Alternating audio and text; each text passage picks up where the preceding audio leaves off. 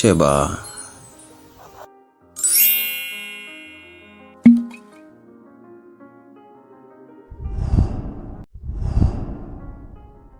Ore.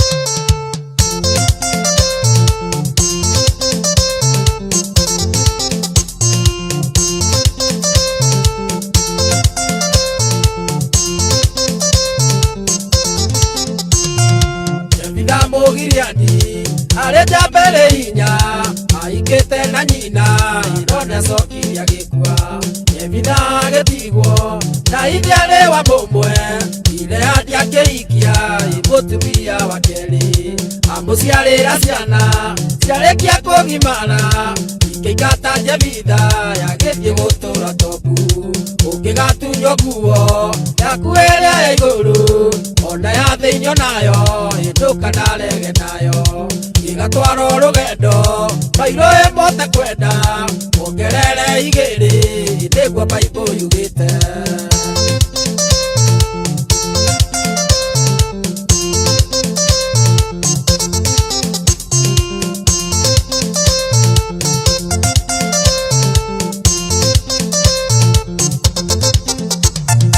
Nyebitha kinya Tobu Kaya kĩmũrathima agĩtũma thereme na akĩmũtua njamba ona rĩ mũnaciri Nyebitha nderĩirie enyirie ta kana one na hinya mũingĩ Ngai nĩarĩagĩria na Ngai nĩacokagia iria mũndũ atunyĩtwo hatarĩ na kĩhoto ũngĩgatunywo nguo yaku ĩrĩa ya igũrũ ona ya thĩinĩ nayo ndũkanarege nayo igatwarwo rũgendo mairo ĩmwe kwenda ongerere igĩrĩ nĩguo Bible yugĩte.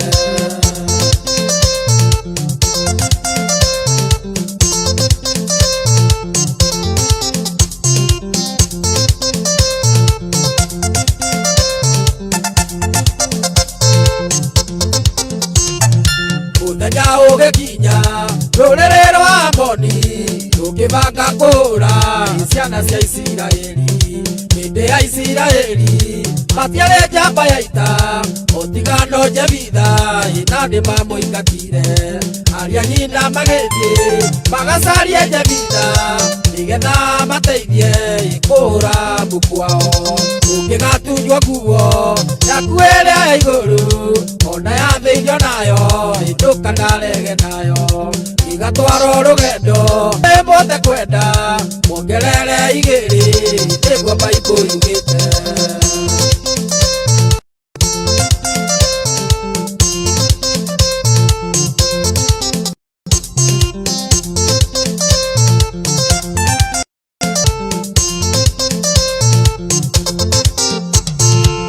Rĩrĩa mamonire magĩthaitha Nyebitha etĩkĩre gũcoka tondũ kũrĩ na thĩna Nyebitha akĩmera niĩ mũranjaria nĩkĩ na nĩmwanyingatire njume nyũmba ya baba aria ithe makiuga ithuĩ nĩkĩo watuona twoka tũgũcokerie igai rĩaku rĩothe ũngĩgatunywo nguo yaku ĩrĩa ya igũrũ ona ya thĩinĩ nayo ndũkanarege nayo igatwarwo rũgendo mairo ĩmwe kwenda ongerere igĩrĩ nĩguo Bible yugĩte.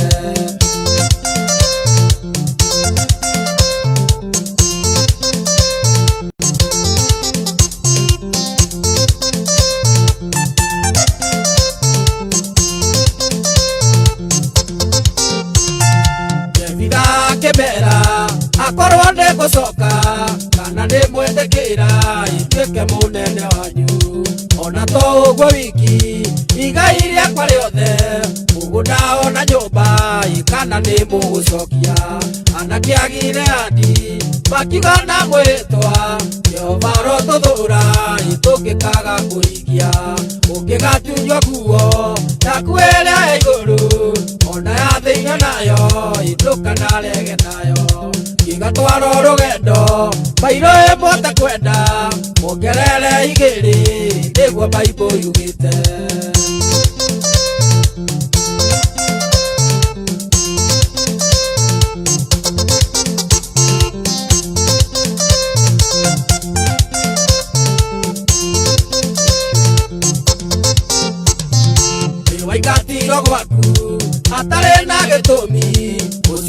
mundu munene eno ndukagie gwika ucio wakwa ingatire na akioya indo ciaku riu ndiagucicokia tondu ndari na thayu ucoke uri gitonga ciakari na buroti na mbeca nyingi bengi no tuike mwathi wake ukigatunywo nguo yaku iria iguru ona ya thiinio nayo ndukanarege nayo igatwara rugendo mairo imbote kwenda wongerere igiri niguo Bible yugite.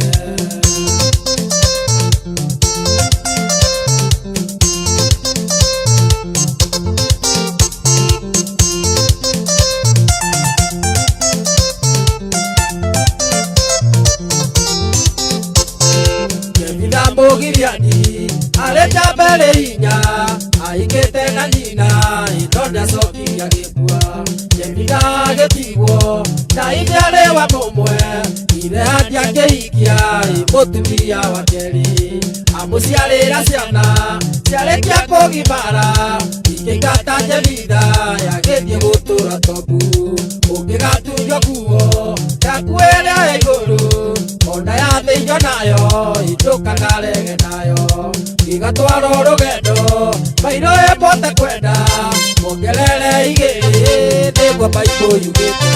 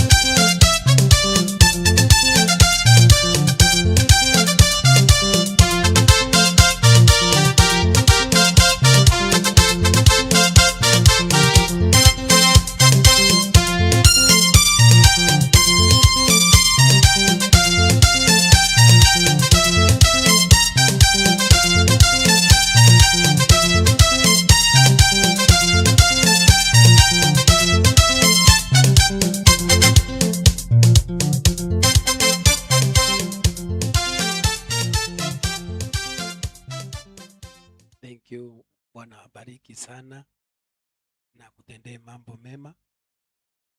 Tunamshukuru Bwana kwa ajili ya nafasi hii ambayo ametupa tukaweze kuongea neno la Bwana kulingana vile Mungu atatusaidia ama kulingana vile Mungu atanisaidia, na naamini kwamba tutabarikiwa katika jina la Yesu Kristo. Huu ni mwezi wa Januari, ni mwezi wa maombi, ni mwezi wa kuamini Bwana kwamba katika mwaka huu kuna mema, kuna mazuri. Katika mwaka huu kuna miujiza na kuna kuinuliwa katika kiwango kingine katika jina la Yesu Kristo. Ni vyema ukaelewe kwamba mwaka huu kwamba ni wewe utaupanga, ni wewe utaufanya. Kama vile Daudi anasema ya kwamba this is the day that the Lord has made, that I will rejoice and be glad in it. Ya kwamba hii ndio siku ambayo Mungu ameweka na nitafurahia na kushangilia ndani yake. So katika huu mwaka amini Mungu, mambo lazima itakuwa ya kitofauti kwa maisha yako. Kilichofanya ulie, kilichofanya ukaweze kuwa na mshangao mwaka uliopita, Mungu atakiondoa hiyo aibu. Mungu ataiondoa ile hali ambayo ilikuwa ngumu sana kwako, hautaweza ama hautawahi kuiona tena, kwa maana Mungu atatenda jambo, atafanya kitu na maisha yako uamini pamoja kwamba haitabaki livyo tena katika jina la Yesu Kristo. Masababu Mungu ambaye tunayemwamini, Mungu ambaye tunayemwabudu anaweza kukuondolea aibu maishani mwako. Na hivi ndivyo naamini kwamba mwaka huu hautahaibika. Uamini Mungu kabisa pamoja na mimi kwamba mwaka huu si mwaka wa aibu. Mwaka huu ni wa kuona mema ya Bwana. Mwaka huu ni wa kubarikiwa. Mwaka huu ni wa kupelekwa katika kiwango kingine, mahali ambapo mapenzi ya Bwana iko, hapo ndipo tutaweza kufika katika jina la Yesu Kristo.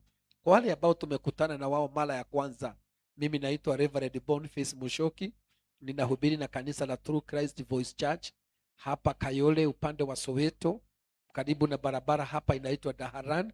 Ukapita kwa hiyo barabara utatupata na tutaweza kubarikiwa pamoja nawe. Ibada kubwa ambayo niko nayo siku ya Sunday, na nakualika wewe rafiki yangu, ibada ya kipekee, ibada ambayo ni ya ishara na miujiza, na pia ukombozi wa Bwana utaweza kuonekana katika jina la Yesu Kristo. Mungu akituondolea aibu, Mungu akituondolea ile hali gumu ambayo tumekuwa nayo mwaka uliopita. Mwaka huu ninakuahidi kwamba mambo itakuwa sawa katika jina la Yesu Kristo. Leo nataka nifundishe tu kuhusu vyenye Mungu atakuondolea aibu, na naamini tutabarikiwa kwa jina la Yesu. Na ningependa tusome ama tupate somo letu la kwanza katika kitabu cha Zakaria mlango wa 3 mstari wa kwanza, tutasoma mpaka mstari wa 5.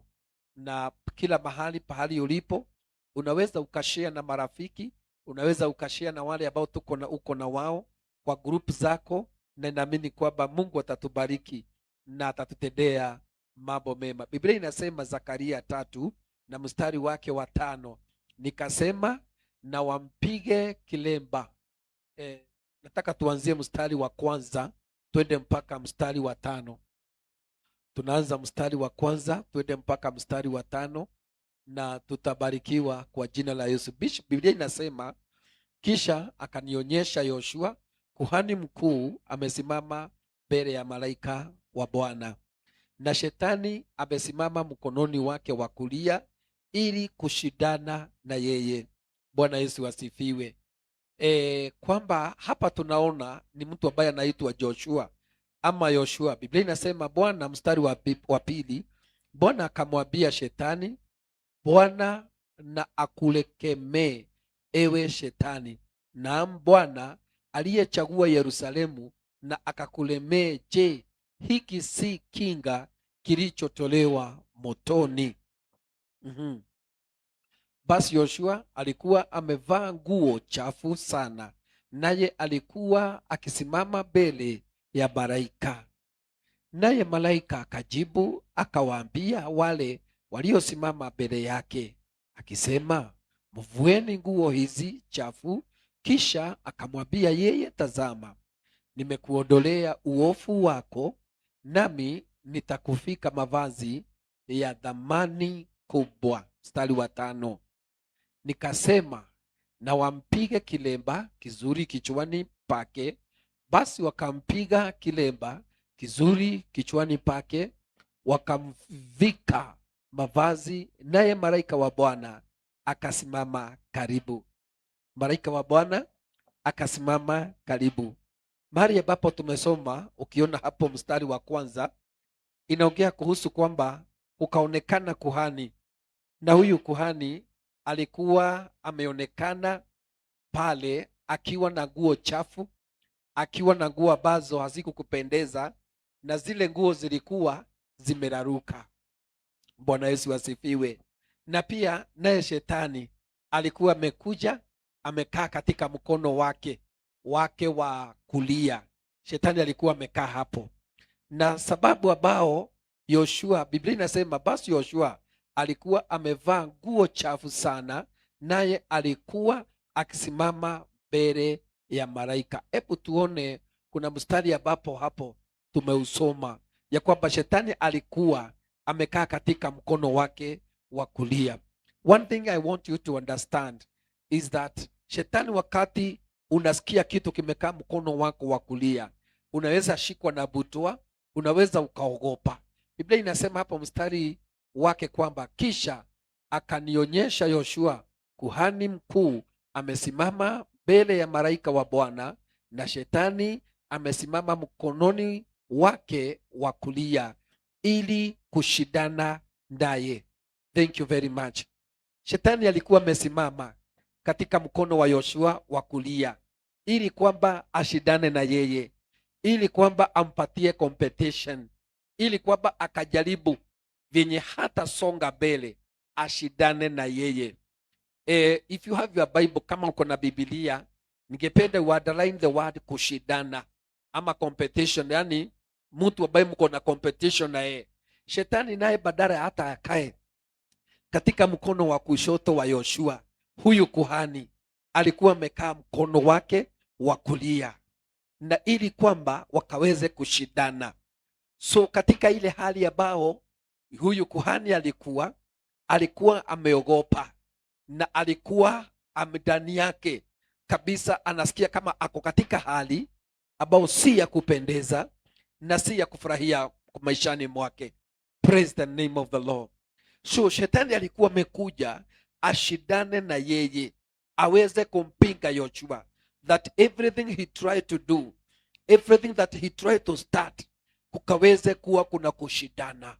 Na hapo ndipo shetani alikuwa natafuta jinsi atakavyoweka aibu kwa kuhani wa Bwana, kwa Yoshua mtumishi wa Mungu, ambaye Mungu alikuwa amepanga mema kwa maisha yake. Jina la Bwana wetu lipewe sifa.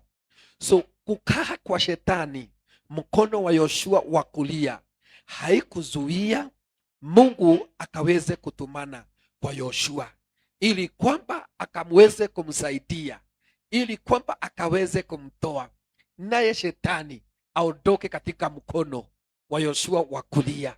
Praise the name of the Lord. Amini Mungu ya kwamba vitu vyote vibaya, vitu vyote ambavyo vimekaa kwa maisha yako na zimekaa katika mkono wako wa kulia, yani zinakaa kama zinaweza zikakushinda, kabla ya hii neno ama kabla ya hii mafundisho, kuna neema ya Mungu itakusaidia, itashuka mahali walipo na itashuka mahali umekaa, na kila nguvu ambazo huwa zinasema kinyume katika mkono wako wa kulia zitaondoka kwa maisha yako katika jina la Yesu Kristo. Wakati walikuwa mahali pale na wakati Yoshua alikuwa pale, shetani naye alikuwa amekaa katika mkono wake wa kulia, ili kwamba ampatie kushindana, ili kwamba chochote Yoshua atafanya kuwe kuna kushindana, kuwe kuna kufurutana, kuwe kuna kung'ang'ana, kuwe kuna kusubuana, kuwe kuna mambo ambao itafanya vitu vikae kama zimesimama. Praise the name of the Lord. Lakini mnaye Mungu alikuwa ameona, Mungu alikuwa amemtazama Yoshua na kuona katika ile hali ambapo alikuwa. So akatuma malaika, naye akaja akasimama mbele yao wawili. Praise the name of the Lord. Yoshua amesimama, naye shetani amesimama mkono wake wa kulia wa Yoshua akijaribu kushindana na yeye. Mwaka ambao umepita, kuna vitu vimepigana na wewe na zilikuwa katika mkono wako wa kulia. Kuna hali ngumu umeipitia mwaka uliopita na ilikuwa katika mkono wako wa kulia, haikuwa katika mkono wako wa kushoto, ilikuwa katika mkono wako wa kulia. Kile kimefanya kuwe kuna kushindana kukubwa kwa maisha yako, kule kumefanya uwe una upinzani mkubwa mwaka uliopita, ni kwa sababu moja tu, kwamba shetani alikuwa amekaa katika mkono wako wa kulia. Lakini namshukuru Mungu, hata kama Yoshua shetani alishuka na akakaa katika mkono wake wa kulia, haleluya, Mungu naye alituma malaika akaja na akasimama mbele yao. Amini kwamba kuna nguvu za Mungu, kuna uwepo wa Bwana utasimama mbele yako. Hata kama mkono wako wa kulia kuna upinzani mkubwa, hata kama unapitia magumu, hata kama kuna kilio, hata kama kuna hali unayoipitia, Mungu atakutumania, Mungu atakulegezea kamba. Minyororo ambazo imekufunga kwa muda mrefu itavunjika na utakuwa huru katika jina la Yesu Kristo. Ili kwamba maishani mwako yote, katika maisha yako, hakutakuwa na ushindani, hakutakuwa na kung'ang'ana, hakutakuwa na kusumbuana, kwa maana malaika wa Mungu atafika na akae katika mkono wako wa kulia, na ataondoa upinzani, ataondoa kung'ang'ana, atakuondolea aibu, vitu ambavyo wewe mwenyewe ulikuwa umezipitia mpaka unauliza keke mwaka geke kihituke wacha hii mwaka ipite, maana yale nimeyaona, yale nimepitia sitaki kuyakumbuka. I tell you, hii ndio neno ambalo Musa aliambiwa na Mungu katika kitabu cha pale Kutoka 14 kwamba apie wana wa Israeli wasimame imara, kwa maana watauona wokovu wa Bwana. Believe me that today, this year, this week and this month unaenda kuona mkono wa Bwana ukifanya kazi na ukikusaidia kwa maisha yako, katika jina la Yesu Kristo, mwana wa Mungu aliye hai. Aibu ni nyingi shetani alikuwa amekufika, alikuwa umefunikwa. Hali ngumu ulikuwa unaipitia, ni aibu ilikuwa imewekwa. Shetani alikuwa amelete ushindani, competition, yani akwamba ushindane, kwamba shetani amewekwa pale. Kwa kila kitu unajaribu kufanya kizuri, analete ubishi. Kwa kila kitu kiwango unataka kufika, analete mang'ang'ano, ili kwamba akurudishe nyuma, radabazelia, ili kwamba usifike kwa kiwango kingine, usiende katika hali ingine. Hebu turudi tu kwa hiyo mstari wa Zakaria 3, tuone huo mstari wa kwanza tu, kile ambacho shetani alikuwa amefanya. You can't imagine shetani akae katika mkono wako wa kulia, hakuna kitu inaweza endelea, hakuna ndoa inaweza simama, hakuna biashara inaweza peana faida, hakuna mshahara unaweza kukusaidia. Shetani akikaa mkono wako wa kulia, haiwezekani. Hiyo ni kumaanisha aibu itakufunika sana. Biblia inasema, kisha akanionyesha Yoshua kuhani mkuu amesimama mbele ya malaika wa Bwana, na shetani amesimama mkononi wake wa kulia, ili kushindana na yeye ama naye. Imagine, shetani hawezi akaona aibu, hawezi akaona aibu kuna malaika, hawezi akaona aibu kuna mtu ametumwa na Mungu, lakini anasimama pale ili kwamba alete kushindana. Bwana Yesu asifiwe. Shetani wakati amekaa kwa mkono wako wa kulia, mashindano yatakuwa mengi. Yani katika kung'ang'ana utapitia magumu, lakini namshukuru Bwana. Wacha nikueleze kinaga ubaga, mwaka huu hakuna kung'ang'ana, mwaka huu hakuna kubishana, mwaka huu hakuna kusumbuana, maana Mungu anaenda kuondoa chochote kimekaa kinyume kwa maisha yako, katika jina la Yesu Kristo. Hebu tusome mstari wa 2, the same book of Zakaria. Kile ambacho kilikuwa kimefanya shetani akae mkono wa kulia kilikuwa ni nini? That is the question. Bwana akamwambia shetani, gai yake ya Shetani, Bwana akukemee ewe shetani, na Bwana aliyechagua Yerusalemu na akukemee. Je, hiki si kinga kilichotolewa motoni? Giki ni githuki kigitharitwo kuma mwaki-ini. Hiki ni kitu ambapo kimetolewa katika moto. Praise the name of the Lord. So hata kama shetani alikuwa pale alete ubishi, alikuwa pale alete kung'ang'ana, Mungu ama malaika akamwambia Bwana kwamba wewe shetani, na Mungu akukanye. Praise the name of the Lord. Toka hapa, umau, toka. Mungu akukanye wewe. Kunawezekanaje ukae katika mkono wa kulia wa Yoshua? How comes? Praise the name of the Lord. How comes shetani akae mkono wa kulia wa biashara yako? Shetani akae mkono wa kulia wa ndoa yako? Shetani akae mkono wa kulia wa mipango yako? How comes shetani akaambiwa na malaika, Bwana na akukemee, kayarogo kuma?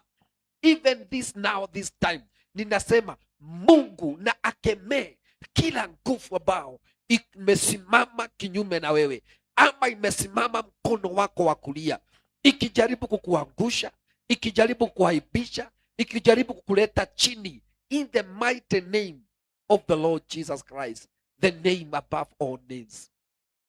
Bwana Yesu asifiwe sana. Akaambiwa kirero, Mungu na akuonye hata saa hii. Ninaamini kuna vitu tutakemea, kuna hali nitaikemea, imekaa katika mkono wako wa kulia. How comes? It is impossible.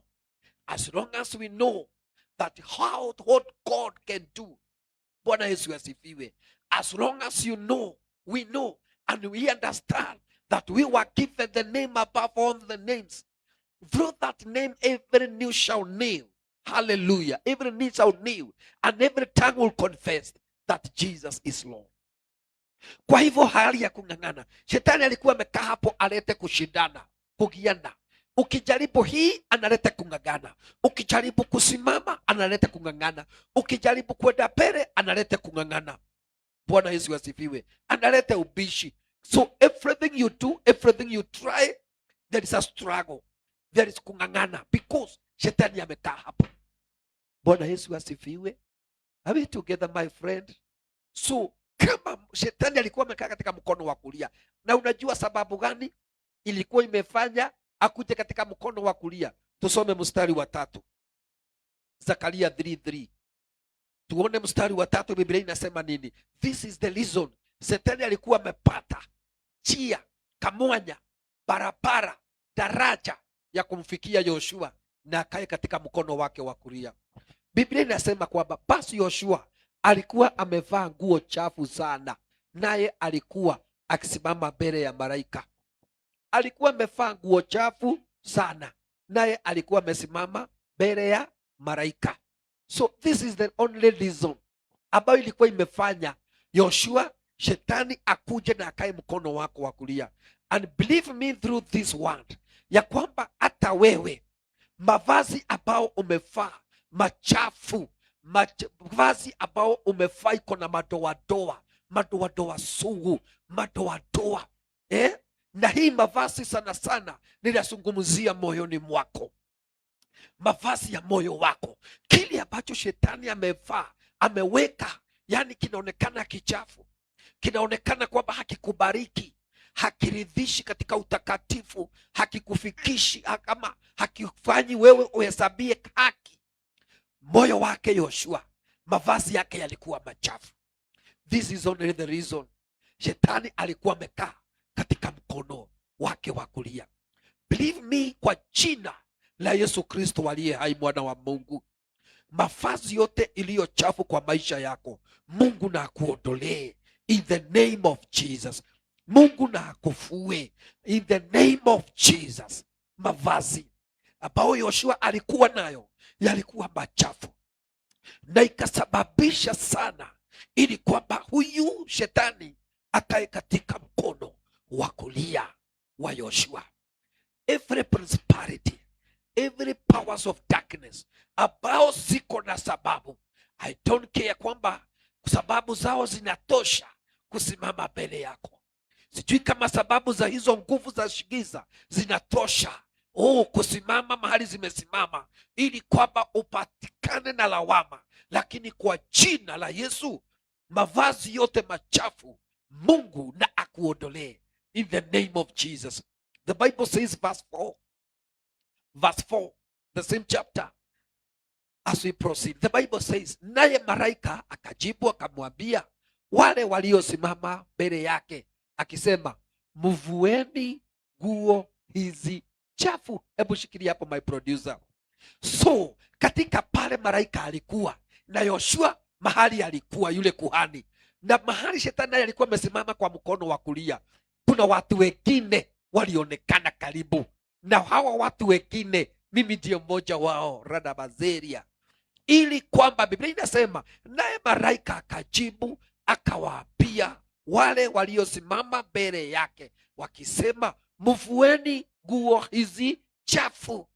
This is the word of today.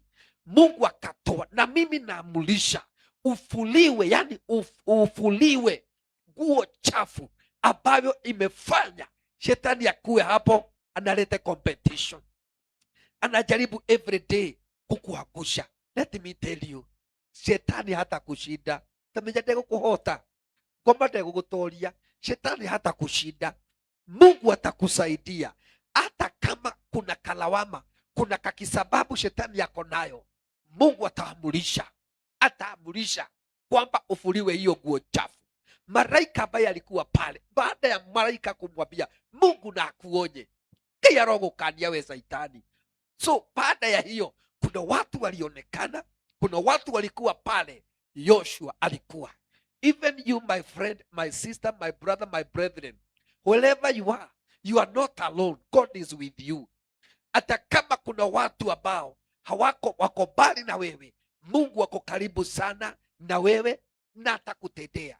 Malaika akaamurisha, hii ndio sababu kwamba shetani akae kwa mkono wake wa kulia, afuliwe hiyo nguo chafu haraka, ni arutwo. So akafuliwa, akatolewa hiyo mavazi ambao shetani alikuwa amepata kisababu cha kufanya Yoshua aumie. I command every demonic, every stronghold, every sickness, every powers that rising against you zikuje chini kwa jina la Yesu.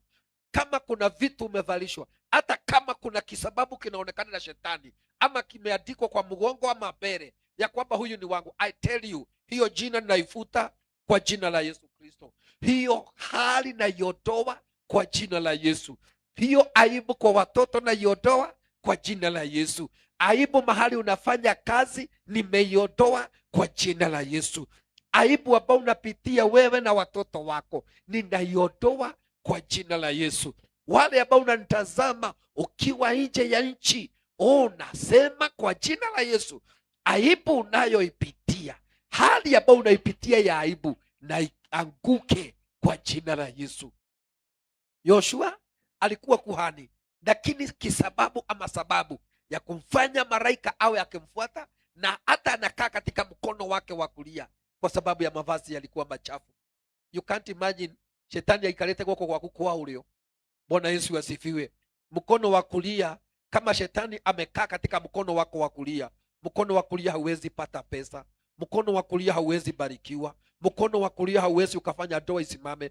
Kama hapa ndio shetani amekaa mkono wako wa kulia, you can't imagine kwamba kuna kitu unaweza shikilia kikaweze kusimama. Watu wengi mkono wa kushoto haukuangi sana unahesabiwa kama mkono wa kuleta ushindi, kwa sababu ni mkono mdhaifu. Unaposikia kwamba kitu kimekaa katika mkono wako wa kulia, ujue hapo kuna hatari.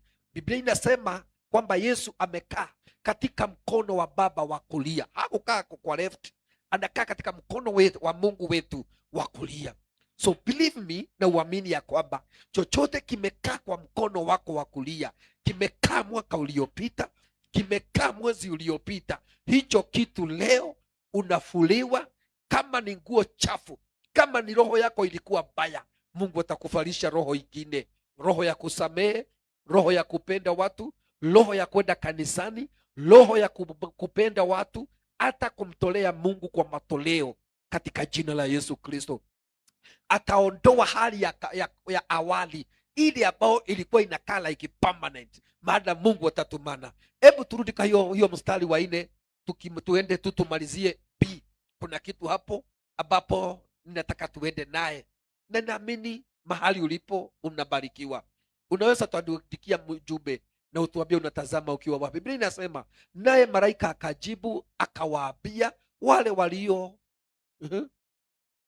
waliosimama mbele yake wakisema, mvueni nguo hizi chafu. Kisha akamwambia yeye, tazama, nimekuondolea uovu wako, nami nitakufika mavazi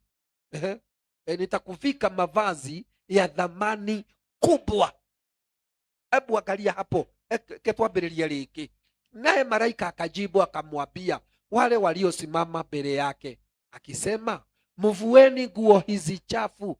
Kisha akamwambia yeye, tazama, nimekuondolea uovu wako, nami nitakufika mavazi ya dhamani kubwa. Ule uovu ulikuwa, ule uchafu ulikuwa, ile kitu ilikuwa ni kama imewekwa seal ya kwamba shetani yakae like permanent kwa mkono wako wa kulia, imeondolewa na imeondoka in the name of Jesus.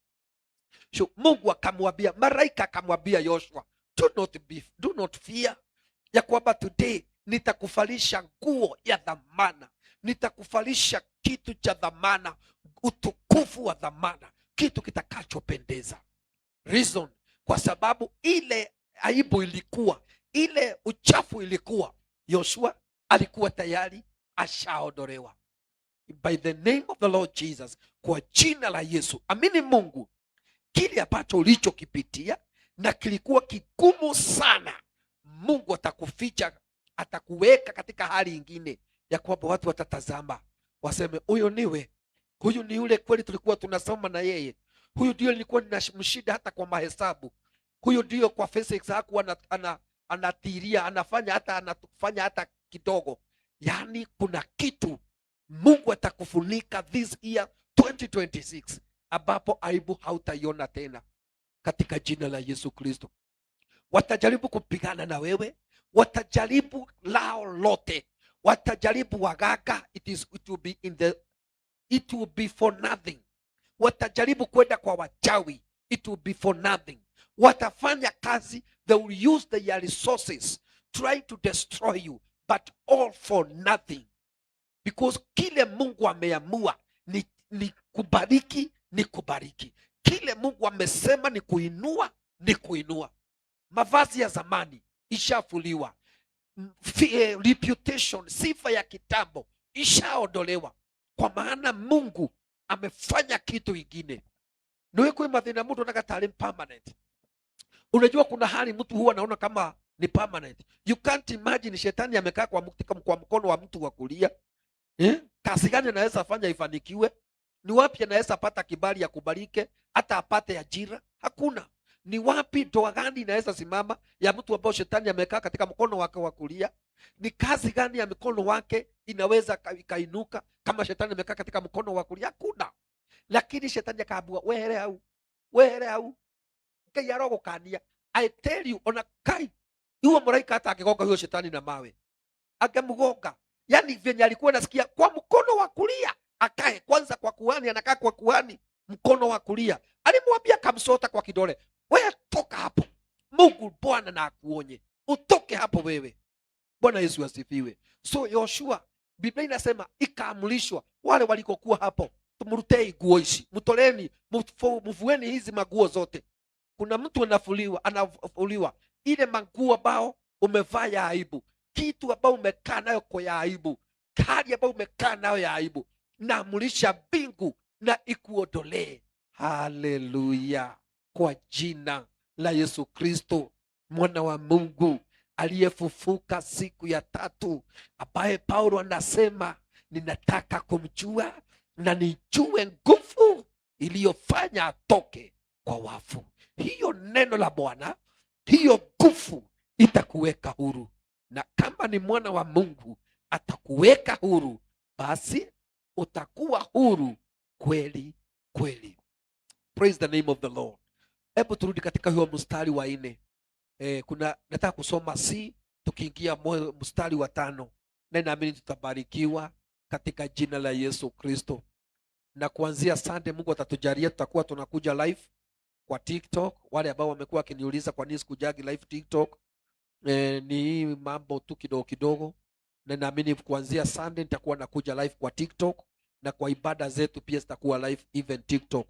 Unaweza ni follow Reverend Boniface YouTube, Reverend Boniface kwa Facebook, na Reverend Boniface kwa hiyo TikTok. Hebu tuwekee hiyo maandiko. Biblia inasema, hebu wacha niende mpaka kule, tazama nimekuondolea uovu wako, nami nitakufika mavazi ya dhamani kubwa. Hebu tuende mstari wa 5. Dhamani kubwa. Baada ya aibu na uovu kuondolewa, kuna kitu utafalishwa, kitu ya dhamani. Kuna neema ya dhamani ya kiwango cha juu. Biblia inasema, nikasema na wampige kileba kizuri kichwani pake. Basi wakampiga kileba kizuri kichwani pake, wakamfika mavazi, naye malaika wa Bwana akasimama karibu. Naye malaika wa Bwana akasimama karibu. Unajua kuna hali inaweza fanya hata malaika wa Mungu akae mbali, lakini baada ya kuamrishwa, Mungu kuamrisha huyu Yoshua avalishwe mavazi mengine, tena akavalishwa. Baada ya kuvalishwa, akaamrisha avaliwe kileba kile kizuri it was like a seal ya kwamba huyu mtu hakuna nguvu itampinga, hakuna kitu itamzuia, hakuna kitu itamwangusha. Amewekwa kireba, so everybody ataona ya kwamba huyu ni mshindi. Kireba in another way of interpretations, kuna wale huwa na interpret is a sign of righteousness, lakini kireba is a sign ya clown ama taji. Dhope clown ni kitu ambapo ni mtu ameshinda mahali, ni mtu ameshinda kavita mahali, ni mtu ametoboa, mtu ambaye amevalishwa dhope. Hiyo taji, hiyo kireba means dhope, taji. Praise the name of the Lord. Amefarishwa pale, ameshinda. Kuna hali ameshinda, ndio maana malaika akasema afarishwe. Baada ya kufarishwa hiyo na kukubalika, alipowekwa hiyo kireba hiyo ya ushindi na ya utakatifu na ya kuweza kabisa kwamba hata rudi tena katika aibu, malaika akamkaribia. Amen. Kuna mahali ambapo umekuwa last year imefanya mpaka unashangaa, Ngai atoranaga hamwe nanie, kwani Mungu alienda bali na mimi? Mungu unapelekananga na mimi? Let me tell you and share with you that kwamba Mungu anakukaribia. Baada ya kufarishwa hizi vitu zote, baada ya hii kazi njema kufanyika kwa Yoshua, malaika wa Bwana akamkaribia.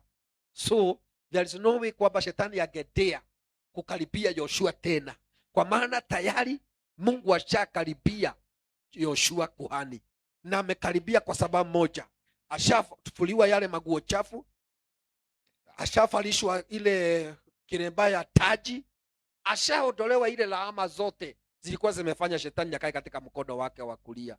So do not fear. Praise the name of the Lord. Kwa sababu kuna kitu Mungu anafanya. Hebu tusome Zefania 7. Zefania 7:18 mpaka verse 19. The book of Zephaniah. Ili kwamba nataka uamini. Wetikie, uamini kwamba kuna aibu inaondoka. Inaenda. Hata haitakaa kwako. Hata si Kenya, itaenda mbali sana. Zefania 3 mstari wa 18 na mstari wa 19. Ndio tukaweze kuamini pamoja. Haya maandiko nataka nisome nikulete karibu kwa imani yako. Maana baada ya hii nitaomba. Aibu mwaka hii hakuna. Aibu mwaka huu hakuna. Wale ambao mlisubuana wao last year, ukiwakopa pesa ya kupeleka watoto shule, round hii mwaka huu usikope na watoto watasoma. Nataka imani yako inuke. Saa hii unapigia watu simu, unasikia hata wengine simu waliweka busy. Si waweke busy. Kuna simu moja tu peke yake haiwezi kuwa busy, simu ya Mungu. Zephaniah 3 verse 18-19. Biblia inasema, nitawakusanya wanaosikitikia mkutano wa ibada na waliokuwa wa kwako, ambao mzigo uliokuwa juu yake ulikuwa fedheha kwao. Mstari wa 19.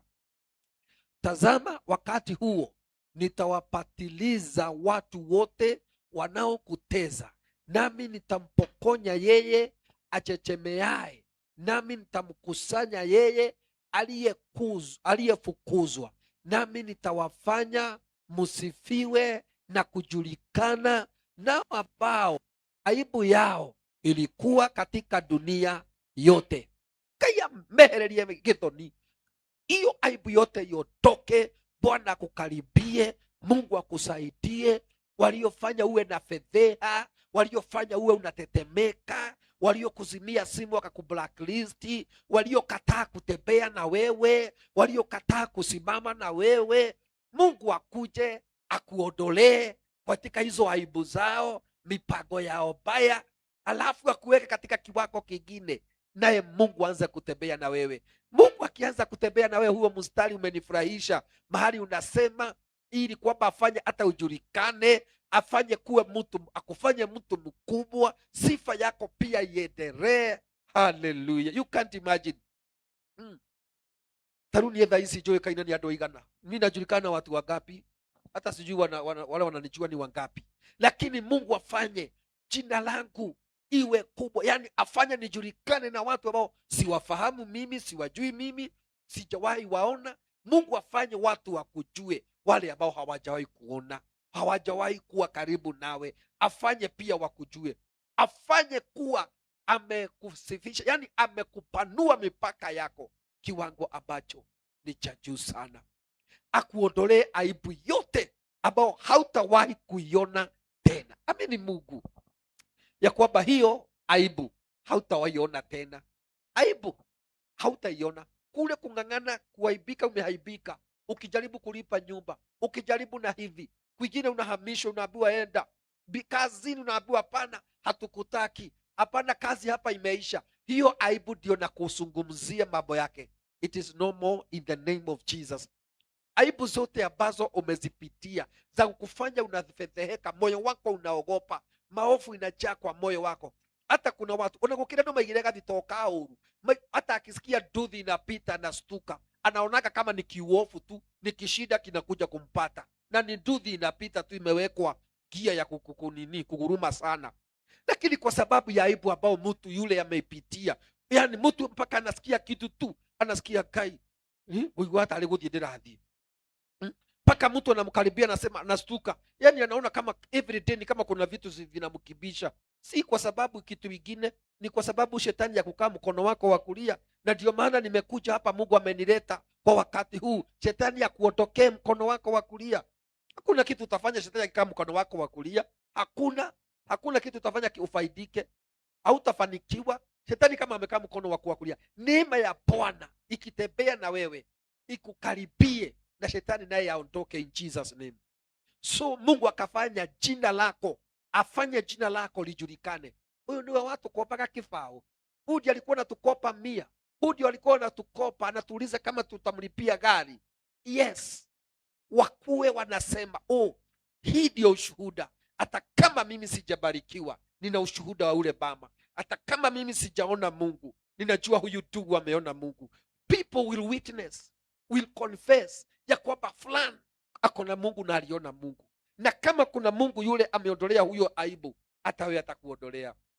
Siamini ya kwamba alasiri ya leo, jioni ya leo, ama wakati huu, mahali popote ulipo, aibu itaondoka kwa jina la Yesu.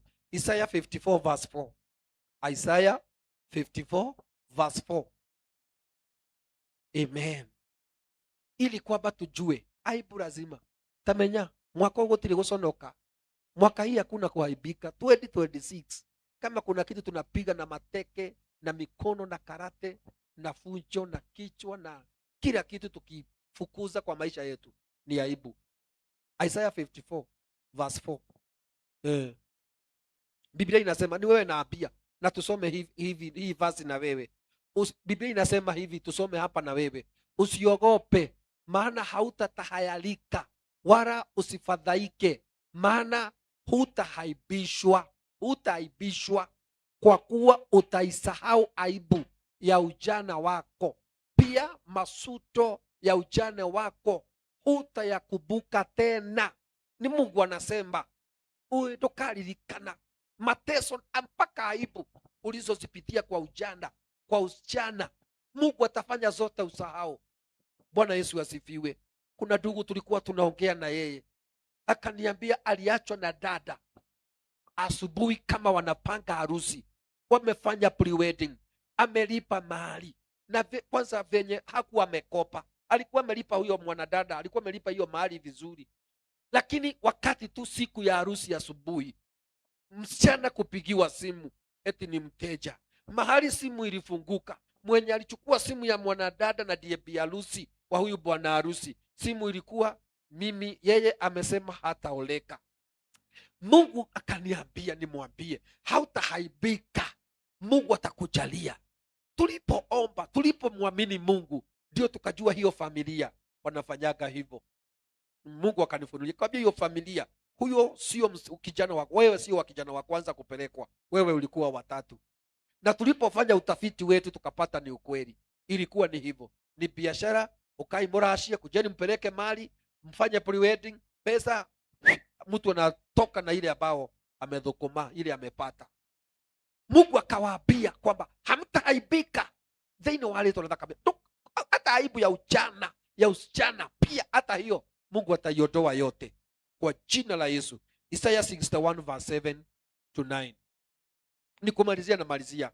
Kaa tu hapa ukishare, ukiangalia, na Mungu atakubariki. Na mtu asikusumbue, simu ni yako, screen ni yako, wewe angalia. Niangalie ni mimi nakuhubiria. Isaiah 61 verse 7 and 9. Biblia inasema, na ni wewe nahubiria. Wewe tegea, kama wanakusumbua sana, wewe weka tu earphone. Kama wanapiga makelele husikii, wewe weka earphone unisikize vizuri. Biblia inasema Isaiah 61 verse 7, badala ya aibu yenu mtapata maradufu. Mahali ulihaibika, hiyo kilo, kama ni kilo milioni 1 ulihaibika, utalipwa kilo milioni 2. Na badala ya fedheha wataifurahia sehemu yao, basi katika nchi yao wataimiliki maradufu. Furaha yao itakuwa ya milele. Maana mimi Bwana naipenda hukumu ya haki, na uchukia wizi na uovu, nami nitawalipa walibalipo katika kweli. Nitaagana nao agano la milele.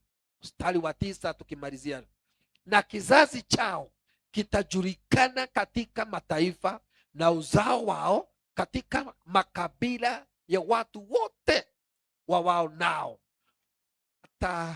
Watakili ya kuwa wao ni kizazi kilichobarikiwa na Bwana. Watakili kwa mdomo yao, kwa ulimi yao, tena kwa sauti, ati ithue tuli andu aria marathimitwo ni Ngai muno. Sisi ni wale watu tumebarikiwa na Bwana zaidi. Sisi ni wale watu ambao tumeonewa, tumepewa neema kubwa na Mungu aliye juu sana. Kwa neema yake sisi ni baadhi ya wale Mungu amefungulia milango. Sisi ni baadhi ya wale Mungu ameondolea aibu. Tuliyekuwa tunasumbuliwa na aibu dogo, Mungu akatuondolea haya mavazi, akatufalisha taji lingine, akatupa utukufu, na jina lake likawa linafanya kazi kwa maisha yetu. Praise the name of the Lord. Psalms 71 verse 1. Ndatigio kafasi kamwe ndiki. Nimebakisha tu kamraini kamoja, kamstari kamoja nimalize, na tutabarikiwa. Ni uraradhimo. Kama unabarikiwa si usame hapo amen. Psalms 71 verse 1. Biblia inasema, nimekukimbilia wewe Bwana, nisihaibike milele. Tumemkimbilia Bwana sisi. Mwaka huu tumemkimbilia Bwana. 2026 tumemkimbilia Bwana. Hatutahaibika milele. Hatutahaibika kwa jambo lolote lile. Hatutahaibika kwa chochote kile. Hatutahaibika kwa hali yeyote ile. Reason why, tumshamkimbilia Bwana, naye Mungu ametukaribia. According to the book of James, Mungu akiwa karibu na amekaa katika mkono wako wa kulia, shetani onakegeria hata ajaribu. Wewe ni kama chuma moto ambao inawaka red, imechomwa. Shetani akikaribia, naye anaona aibu, anasema, oh my God, this man, this woman is surrounded by the wall of fire. I cannot able to touch. Hallelujah. I cannot able to attack. Is surrounded by the fire of the Holy Ghost. Mimi naona ukuta wa moto umekusingira huyu dada, umesingira huyu ndugu. Tumejaribu. Hiyo ndio ripoti ambao Mungu atafanya shetani apelekewe. Ate tumemjaribu, tumemjaribu lakini tumemshinda. Kama vile shetani mwenyewe alimwambia Mungu, mimi huwa ninamjaribu, lakini kitu ambacho nimeona ni ile mali umempa na ule utajiri umempa. Ngai amwelile, enda uguze hiyo utajiri uondoe. Enda uchukue hizo baraka. Unasema Ayubu yeye mwenyewe mimi namjua moyo wake, ananipenda. Bwana Yesu asifiwe. Na alijaribu yake yote, hakuna kitu kiliwezekana, na Ayubu akashinda kwa jina la Yesu Kristo. Tukisha mkimbilia Bwana, hatutahaibika milele. Tutigashonoka ore kana ore, hatutawahi kuhaibika. matatizo ambao watu wali witness tukiyapitia, Mungu atayaondoa. Shandala zeria. Kwa maana Mungu ni mwaminifu na anatenda haki kwa wale ambao wanamwamini. Romans 10 verse 11. As I conclude, Romans 10 verse 11, and I know that God is ready to bless you. Please open your heart. Have faith in the Lord. Naamini kwamba nitakapoomba tu kitu mpya itatendeka. Japo lipya. Romans 10 verse 11, ila verse 11. Kwa maana andiko la nena, kila amwaminie hata tahayalika. If you have another version, Githungu ama Kikuyu, Biblia inasema, for the scripture says, whoever believes on him will not be put to shame. Whoever believes in him will never put to shame. Amini Mungu kwamba ukishaamini neno la Bwana hautaweza kuaibika. Hii ya Kikuyu inasema, tondu maandiko mekuga atiri, mundu o wothe omwihokete ri ndari hindi agaconorithio. Yeyote amwaminie Bwana hakuna siku ataaibishwa. So aibu kwa heri, ile shida umeipitia kwa heri, aibu ya kila kitu, aibu mahali pako pa kazi, aibu mahali unafanya biashara, aibu kwa doa, aibu kwa marafiki, aibu mahali watoto wako wanasoma, aibu mahali unaishi, na kuambia hiyo aibu imeondoka. Tunaomba saa hii, amen, na rĩtwa rĩa Jesu nĩrĩo rĩgũkorwo rĩ fair. The name of the Lord Jesus, that is the only name la kwamba tutampatia shetani fair ya kuondoka. Oh my God, na ataenda akiendaka, hakuna kurudi, kwa jina la Yesu Kristo. Maisha yako haitabaki ilivyo, hautabaki kusondoneka, yani unafedheheka, unakuwa mtu ambaye unapitia aibu. Biblia tumesoma pale Yoshua, Biblia inasema kuhani ikaamrishwa atolewe hiyo mavazi kerio. Na mimi nasema kwa jina la Yesu, chochote ambacho kimekaa kwa maisha yako, ama kuna kalawama kadogo ambapo shetani ndio kanafanya akufuate, saa hii ufuliwe na ukaondoe na kaondoke na kaende kabisa kwa jina la Yesu Kristo. Ambalo neno la Bwana linasema, jina la Bwana ni ngome imara, na wenye haki wanalipolikibilia wanapata usalama wao. The name of the Lord is a strong tower, where the righteous they run into it and they are safe. Ukiwa unajua jina la Bwana, kwamba unalijua na unalielewa, shetani hata kusumbua, utakaa ndani ya wema wake Mungu na hautahaibika milele. Milele hautahaibika. Nataka niombe, na ninaamini kwamba tutabarikiwa kwa jina la Yesu.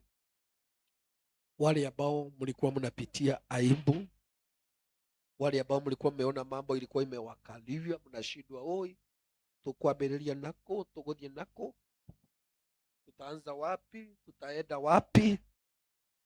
Leo ni leo, na asemaye kesho ni Mungu. Biblia inasema kwamba Proverbs 18 and verse 10, the name of the Lord is a strong tower, the righteous run to it and are safe. The name of the Lord. Can you give us another from Philippians 2 and verse 9? Philippians 2 verse 9, as I pray. Oh Jesus, Jesus, Jesus is Lord. Jesus is Lord. Hallelujah. Biblia inasema, kwa hiyo tena Mungu alimuadhimisha mno, akamkirimia jina lile lipitao kila jina. Kupitia hiyo jina mambo yote itawezekana. Kupitia hilo jina aibu imeenda. Kupitia hiyo jina fedheha kwa maisha yako zimeondoka. Kile ambacho Mungu amekupa kishike kwa mikono yako miwili. Baraka Mungu ambao unaenda kuachilia uipokee kwa mikono yako miwili na utawale, kwa maana Mungu anakurejeshea na anakupa ushindi kwa maisha yako katika jina la Yesu Kristo. Bwana wa majeshi na mfalme wa wafalme, wewe ni Mungu mwaminifu na hakuna Mungu kama wewe. Umekaa nyuma ya neno lako ili Bwana mtumishi aliongee nawe ukaweze kuitimiza hiyo neno. Nimesema neno lako Bwana kwa huyu msikilizaji na kwa huyu ambaye ametazama YouTube na Facebook, ili kwamba hali yake ikaweze kubadilika na aibu ikaweze kumuondokea kwa maisha yake katika jina la Yesu Kristo. Yeyote ambaye anatazama, yeyote ambaye ameshikia hii mafundisho, ninaomba aibu imuondokee. Oh my God, aibu imuondokee, aibu imuondokee. Wengine wanahaibika Bwana, watoto wao hawana karo la kuwarudisha shule. Wengine wanahaibika, wana pesa za kulipa nyumba. Wanataabika. Wengine wamepelekwa kotini, wengine kwamba wameanikwa na marafiki wao. Shida zao zimehubiriwa kila mahali, kila mmoja anajua shida. Oh my God, kwa jina la Yesu hili Bwana, katika jina lako vyenye umesema utaondoa hiyo aibu na utailipa maradufu. Oh my God, ninaomba kwa jina la Yesu, yeyote ambaye anahaibika, yeyote ambaye uko na machungu moyoni mwake, umuondolee aibu Bwana katika jina la Yesu Kristo. Tusaidie kwa jina la Yesu, tusaidie katika Bwana neema yako, tusaidie katika kufanyia kazi, tusaidie Bwana katika hali ya kukutumika, tusaidie Bwana katika hali ya kazi yako katika jina la Yesu Kristo. Wewe ni Mungu mwaminifu, wewe ni Mungu mtakatifu, wewe ni Baba mwema na msaada wetu. Tutafanya nini kama sio wewe? Tutawezaje usipokuwa nasi, usiposimama kwa mikono yetu? Bwana, ni nani atakayetusaidia? Bwana wa majeshi, tusaidie kama vile ulivyomsaidia Yoshua kuhani mkuu, na ukasimama Bwana mahali shetani alikuwa amekaribia, ukamuondoa na ukamweka kando. Bwana, tunaomba karibia biashara zetu, karibia kazi ya mikono yetu, karibia mahali ambapo tunakaa, karibia mahali ambapo tumeajiliwa, karibia Bwana mapato yetu, ili kwamba Mungu ukaweze kuonekana katika jina la Yesu Kristo. Shetani na mipango yake mibaya tunaisabaratisha, tunaiondoa. Kila mijengo ya shetani tunaibomoa katika jina la Yesu Kristo. Minyororo ya aibu yote ifujike, minyororo ya fedheha ifujike, minyororo ya mahofu yafujike kwa jina la Yesu. Neema yako Bwana, neema yako Jehova, neema yako ikawashukie na ikawasaidie kila mmoja mahali alipo katika jina la Yesu Kristo, katika jina la Yesu Kristo. Wabariki wale wanahaibika nchi za mbali, wale ambao wanapitia magumu nchi za mbali. Wengine wanateswa na waajiri wao, wengine wamenyang'anywa mishahara yao. Bwana, wengine waliwekewa madawa, wengine Bwana ni kama wamekorogwa, pesa yao haiwasaidii, wanapitia aibu kubwa, wanapitia kilio na mashida. Waondolee Bwana wa mabwana katika jina la Yesu Kristo. Asanti Bwana, tunasema ni asanti kwa neema yako Bwana. Tunakushukuru kwa nguvu zako, tunakushukuru kuwa mahali hapa Bwana, ninakushukuru, na ni katika jina la Yesu Kristo tunaomba na hata kuamini. Sema amen, amen. Mahali ulipo, ninaamini kwamba Mungu amekusaidia na neema kubwa imeshuka.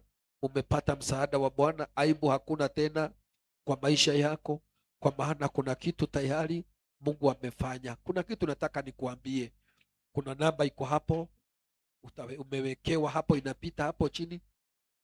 Ukitaka kuniuliza swali unaweza niuliza, na tafadhali ukitaka kunisaidia, ukitaka kunisaidia kufanya hii kazi, ukitaka kunisaidia katika mahubiri, Hiyo namba unaweza itumia kwa sadaka, hiyo namba unaweza itumia kwa matoleo ya kipekee, na Mungu atakubariki sana.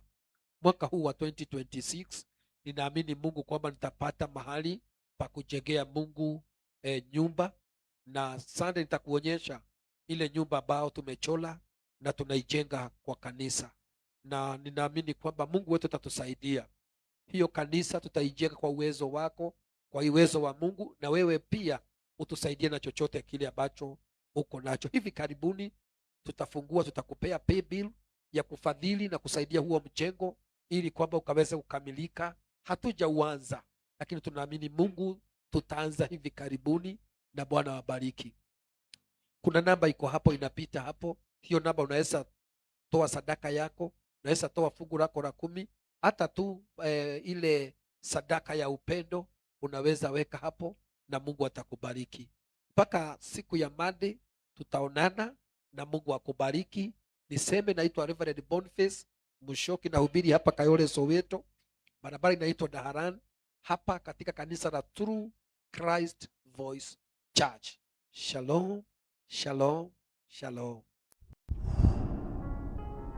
Urerorera Honeymoon TV, ikara wisheba.